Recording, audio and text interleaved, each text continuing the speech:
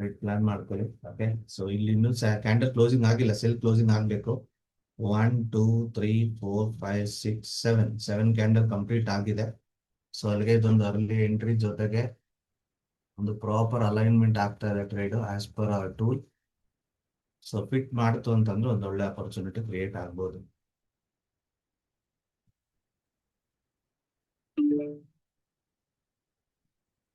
Okay, candle closing spot ಅಲ್ಲಿ ಇನ್ನೂ ಇಟ್ಟಿಲ್ಲ.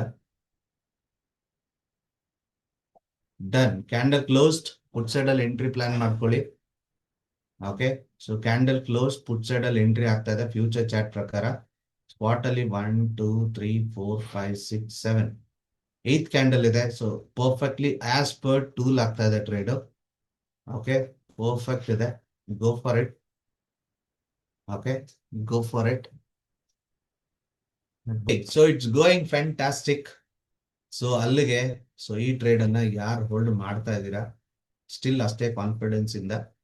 So you are able to capture around 58 points in premium market. ನಾನು ಹೇಳೋದೇನೆ, don't predict the market, just react according to the market ಅಂತ. Stop loss ಒಂದ್ಸತಿ ನಮಗೆ 30 point ಇತ್ತು, some time 10 points ಇತ್ತು, ಸಮ್ ಟೈಮ್ 50 ಪಾಯಿಂಟ್ ಇರುತ್ತೆ. ಲಾಸ್ಟ್ ವೀಕ್ ಅಲ್ಲಿ 100 points capture ಮಾಡಿದಾಗ we took around 40 points as a stop loss. Right, ಇಲ್ಲಿ ನೋಡಿ ಇಷ್ಟು ಡಿಫಿಕಲ್ಟ್ ಮಾರ್ಕೆಟ್ ಅಲ್ಲಿ ಆ ಸ್ಟಾಪ್ ಲಾಸ್ ಇಸ್ ಜಸ್ಟ್ 9.2 ಪೈಸಾ, ಅಂದ್ರೆ ಟೇಕ್ ರೌಂಡ್ ಫಿಗರ್ 10 rupees. ಇಷ್ಟು ಡಿಫಿಕಲ್ಟ್ ಮಾರ್ಕೆಟ್ ಅಲ್ಲಿ, right? It depends. So it depends on the market condition. Okay, it's not depends on me, it's not depends on someone else, it's not depends on your strategy. It's purely depends on current market behavior. Okay, let's look at in a higher time frame market ಏನು ಹೇಳ್ತಾ ಇದೆ ಅಂತ. 15 minutes candle closing ಆಗ್ತಾ ಇದೆ, very strong ಆಗ್ತಾ ಇದೆ, good. Okay, this is very very good. So ನಮಗೆ ಈ ಟ್ರೇಡ್ ಅನ್ನ ಎಷ್ಟು ದೊಡ್ಡದಾಗಿ ಕೊಡುತ್ತೆ ನೋಡೋಣ. ಕ್ಯಾಂಡಲ್ ಕ್ಲೋಸಿಂಗ್ ತುಂಬಾ ಚೆನ್ನಾಗಿ ಆಗ್ತಾ ಇದೆ.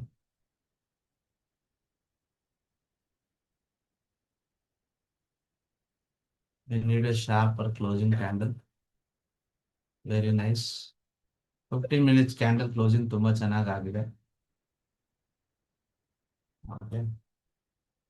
So if you someone want to trail 202 ಮಾಡ್ಕೊಂಡಿದ್ದೀರಾ ಅಂತ ಅನ್ಕೊಳ್ತೀನಿ. 202 ಇದು ಟಾರ್ಗೆಟ್ ಇಟ್ಟಿದ್ದು. 202 ಟ್ರೈಲ್ ಟಾರ್ಗೆಟ್ ಇಂದ ಅಬೌವ್ 9.7 ಪಾಯಿಂಟ್ಸ್ ಹೋಗಿರೋದು. 202ಗೆ ಬೇಕಾದ್ರೆ ಟ್ರೈಲ್ ಮಾಡ್ಕೋಬಹುದು, ಮಾಡೋದಾದ್ರೆ ಮಾಡ್ಕೊಳ್ಳಿ. ಸೊ ಅಲ್ಲಿಗೆ ಟಾರ್ಗೆಟ್ ಅಂತೂ ಬರುತ್ತೆ, ಇನ್ನೇನ್ ಎಕ್ಸ್ಟ್ರಾ ಬರುತ್ತೆ ಅದೆಲ್ಲ ಬೋನಸ್ ಅಷ್ಟೇ. ಓಕೆ, ಇನ್ನೇನೇ ಎಕ್ಸ್ಟ್ರಾ ಬಂದ್ರು ದಟ್ ಈಸ್ ದ ಬೋನಸ್. ಯಾರು ಆಲ್ರೆಡಿ ಪ್ರಾಫಿಟ್ ಬುಕ್ ಮಾಡ್ಬಿಟ್ಟಿದ್ದೀರಾ, ಡೋಂಟ್ ರೀ ಎಂಟ್ರಿ ಮಾಡಬೇಡಿ. Okay, that is FOMO, fear of missing out ಅಂತ ಹೇಳ್ತೀವಿ ನಾವು. ಬರ್ದಿರೋ ಪ್ರಾಫಿಟ್ ಅನ್ನ ಮಿಸ್ ಮಾಡ್ಕೊಳ್ತಾ ಇದ್ದೀನಿ ಅಂತ ಅನ್ಕೊಂಡು ರೀ ಎಂಟ್ರಿ ಮಾಡಬೇಡಿ. ಒಂದ್ಸತಿ ನೀವು ಪ್ರಾಫಿಟ್ ಬುಕಿಂಗ್ ಮಾಡ್ಬಿಟ್ರಿ, ಸಮಾಧಾನ ಆಗ್ಬಿಡ್ತು, ಸ್ಯಾಟಿಸ್ಫೈಡ್ ಆಗ್ಬಿಡ್ತು, ಮತ್ತೆ ಹೋಗ್ಬೇಡಿ. Okay, try to hold that trade. Next time ಅದೇ ತರದ್ದು ಟ್ರೇಡ್ ನಿಮಗೆ ದೊಡ್ಡ ರಿವಾರ್ಡ್ ಕೊಡ್ತಿದೆ ಅಂದಾಗ ಅದನ್ನು ಹೋಲ್ಡ್ ಮಾಡೋ ಪ್ರಾಕ್ಟೀಸ್ ಮಾಡಿ. ಓಕೆ, ಆ ಪ್ರಾಕ್ಟೀಸ್ ಇಲ್ದಂಗೆ ಡನ್ ಫಾರ್ ದ ಡೇ ಅನ್ನೋ ಹ್ಯಾಪಿನೆಸ್ ಅಲ್ಲಿ ಟ್ರೇಡ್ ಅನ್ನ ಪ್ರಾಫಿಟ್ ಅನ್ನ ಬುಕ್ ಮಾಡಿದೀರಾ ಅಂದ್ರೆ ದಟ್ ಈಸ್ ಎನಫ್. ಓಕೆ, ಮತ್ತೆ ಆ ತರದ್ದು ಕೂಪ್ ತಗೊಂಬೇಡಿ. ಬಂದಿರೋ ಪ್ರಾಫಿಟ್ ಅನ್ನ ಮತ್ತೆ ರಿಸ್ಕ್ ಮಾಡಕ್ ಹೋಗ್ಬೇಡಿ. ಓಕೆ, ತುಂಬಾ ಜನ ಈ ಮಿಸ್ಟೇಕ್ಸ್ ಮಾಡ್ತೀರಾ, ಹಾಗಾಗಿ I am saying this. Okay, so month start ತುಂಬಾ ಚೆನ್ನಾಗಿ ಆಗಿದೆ, ಫ್ಯಾಂಟಾಸ್ಟಿಕ್. ಸೊ ಇದನ್ನ ಕ್ಯಾರಿ ಮಾಡೋಣ. ಇವಾಗ ಏನ್ ಮೊಮೆಂಟಮ್ ಬಂದಿದೆ, ಒಂದು ಕಾನ್ಫಿಡೆನ್ಸ್ ಬಂದಿದೆ ಟ್ರೇಡ್ ಮೇಲೆ, ಅದನ್ನ ಹಾಗೆ ಕ್ಯಾರಿ ಮಾಡೋಣ. Total 45 points captured. So that means 4.5 ಪಟ್ಟು ರಿವಾರ್ಡ್ ಸಿಕ್ಕಿದೆ ಈ ಟ್ರೇಡ್ ಅಲ್ಲಿ ನಮಗೆ.